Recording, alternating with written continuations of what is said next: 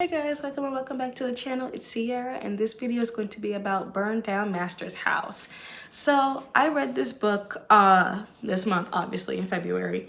Well, not this month, last month. This is March. Jesus Christ.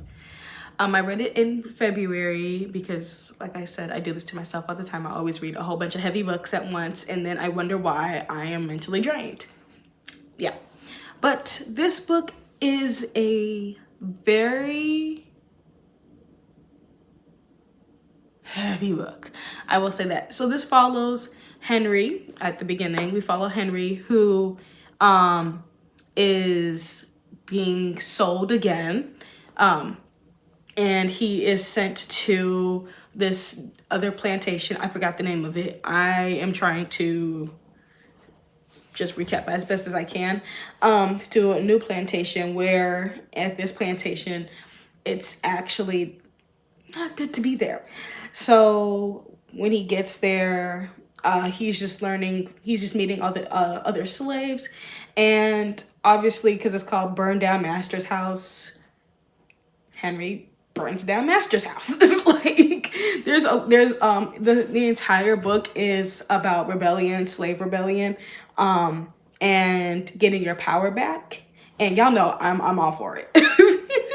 Especially when someone is literally doing harm to you and has done harm to you for decades, and your people, I'm all for it. Do what you gotta do, babe. I'm fine with it. As long as it's not the person that didn't cause harm, but you know what I mean. Like, you gotta put the responsibility on the right people. Okay, if they're the ones that have done anything to you in any type of capacity, you are allowed to get your lick back tenfold. I'm just saying. So what I do want to point out before going into like my themes and different things that I took from the book, I do want to point out one of the parts in it. It's on what page is this? Page 69. And it's Henry who says, "Don't even know what I like or what I'm good at beyond surviving," which is, yeah. Because at this new plantation, one of the characters, Luke, he acts like, "Oh, like, what do you good? Like, what do you like to do?" type of thing. And that's what Henry says, because slaves didn't didn't have hobbies. They had jobs. It's what they were told to do, what they had to do to survive. That's what they had to do to not, be unalived or tortured or both. So there was no hobbies, and there was nothing that, that you like to do or what you're good at doing, really, to be quite honest. Even on this plantation, there were people that were good at what they did, but they also did it because of work. Duh. It wasn't, they're like, "I love to pick cotton. No one's saying that. Like, they're doing it because they have to for survival. So for Henry to say that line, it's very blaring, and it's very truthful to the time. Like, you don't know, they didn't know what they like. They didn't know what they were really good at necessarily. All they had to do was do what they're supposed to do and hopefully not die the next day or get tortured. But, us humans, being human, we make mistakes. And for us Black people, our mistakes cost us our lives. As simple as sleeping in. Or, I don't know, spilling a little bit of water got you 15 lashings. It's like, just for being human and making human mistakes. We were machines. We were supposed to be property. We're supposed to run perfectly and efficiently, but also machines don't work properly and efficiently. But that's just something that stood out to me, that line that Henry says. But the book in general, like I said, is all about rebellion, and finding their power. So each chapter builds off of the first chapter from different characters' perspectives and what they're dealing with later on after the initial fire at this plantation, and how other people have heard about what happened at this plantation, and just like how everybody has navigated their stories and what's been going on for each one. So like for one of the chapters, I won't say exactly who because I want you guys to read it. But one of the slaves that did survive from chapter 1 ends up going down a completely different route. And we don't really see this character till chapter 3, but apparently this character ends up going into the military. And so it's like, oh, so this is where this character ends up later on. There is another character, I believe in chapter 2, that was a little girl. So you get her perspective as she's older, and her journey and what she has to deal with in her life. And I believe that it's just all the stories just build off of each other. And I loved at first because I was like, this is an interesting like setup in terms of like chapters. I thought it was gonna be like chapter 1, I thought it was just gonna be about Henry's story, like leading up to the actual burning of the master's house.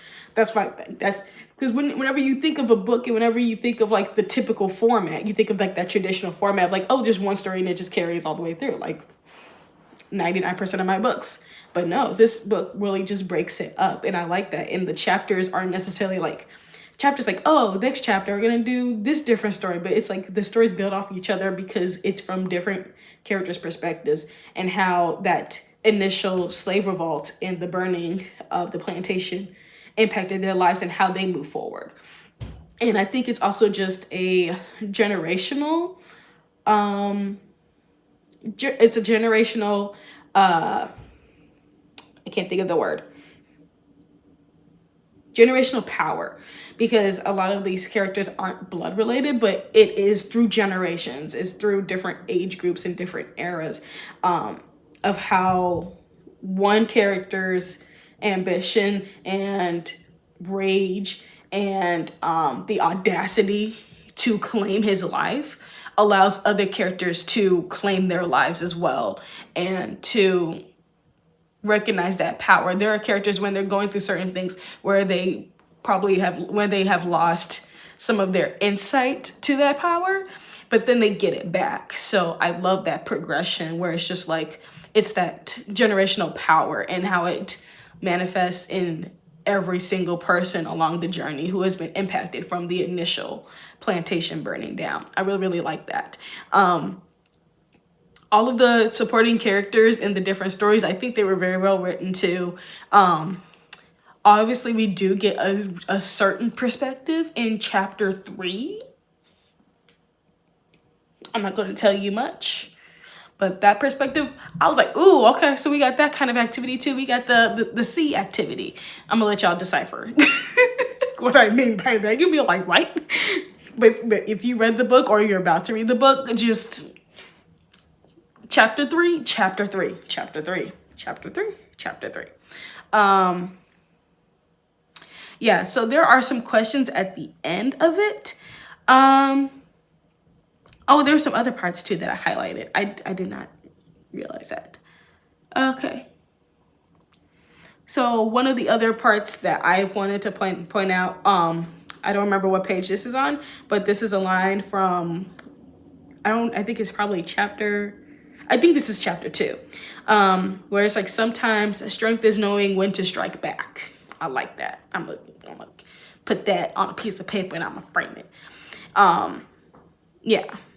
And during this one, it was when a character was like, oh, we got to do it tonight. We got to do it tonight. It's like, no. You got to wait it out. You got to know, you have to be strategic in it. You can't jump at it because the slave owners, they're going to notice certain things being off, and it's not gonna end well. You have to know when to strike back. That strength is knowing when it's the time, knowing your correct timing, and knowing when it's right to do so, because there's a character that does try to strike back and it doesn't go well for them. So it's knowing and doing all of the strategies and figuring everything out beforehand before doing so. And so I think that's also where there is there's still that emotional attachment, but I don't think it's as much. And I think that's what a lot of our political leaders that are trying to do the right thing are trying to do. At the very least, they're trying to get around this as logically as possible, even though the people in charge and people doing the buffoonery right now and the violence are the most illogical people whatsoever, and the most emotional people, and the most dangerous people. Knowing when to strike back and knowing when to hit your target and having all different backup plans in case something happens, because you have to be ready and willing to alternate your plan if needed be, and having those backup plans if something does go wrong or if something changes, because you can't just rely on the one, but you have to be confident and you have to know when it's time. Another line on the same page. This is from one of the characters' perspectives.